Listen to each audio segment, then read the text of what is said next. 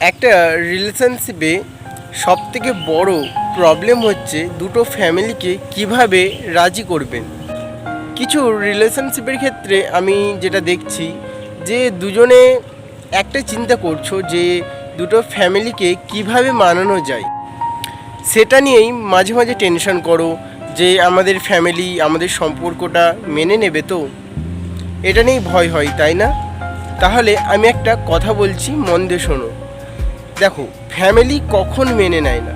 যখন তোমরা দুজন হয়তো স্কুলে বা কলেজে পড়ছো, তখন হয়তো তোমাদের নাও মেনে নিতে পারে। তখন যদি তুমি তোমার ফ্যামিলিকে বলো যে তুমি একটা রিলেশনশিপে আছো, তুমি একজনকে ভালোবাসো, তখন হয়তো তোমার ফ্যামিলি নাও মেনে নিতে পারে। কারণ কারণ ছেলেটা হয়তো স্কুলে পড়ছে বা কলেজে পড়ছে এবং হয়তো সে নিজের মতো করে প্রতিষ্ঠিত হতে পারেনি, তার কারণেই হয়তো মেনে নাও নিতে পারে। তার জন্য হয়তো তোমাদের সম্পর্কটা নষ্ট হয়ে যেতে পারে।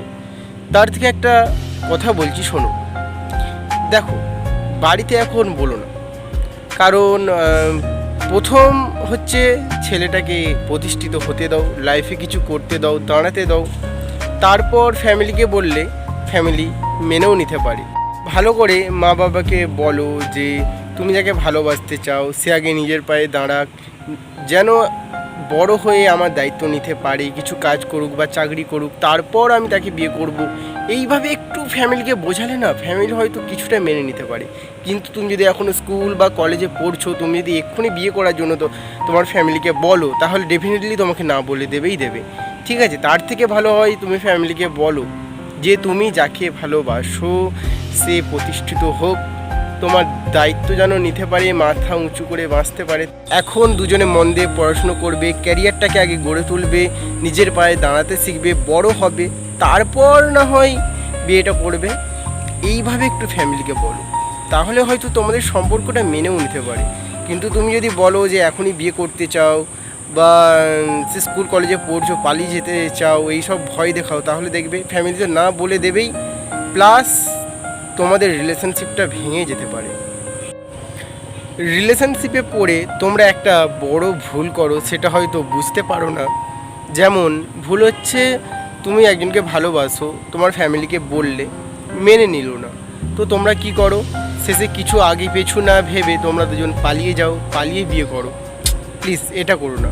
কারণ ফ্যামিলিকে কষ্ট দিয়ে কোনোদিনও সুখে থাকা যায় না। কারণ একটা কথা ভেবে দেখো, বাবা তোমাকে কত কষ্ট করে লেখাপড়া শিখিয়েছে, মা তোমাকে ছোট থেকে কত কষ্ট করে মানুষ করেছে, তাদের কথা একটু ভাবো। দেখো, ফ্যামিলির জন্য নিজের বয়ফ্রেন্ড বা গার্লফ্রেন্ডকে ছেড়ে যাওয়া উচিত না, যেমন আর বয়ফ্রেন্ডের জন্য নিজের ফ্যামিলিকেও ছেড়ে যাওয়া উচিত নয়।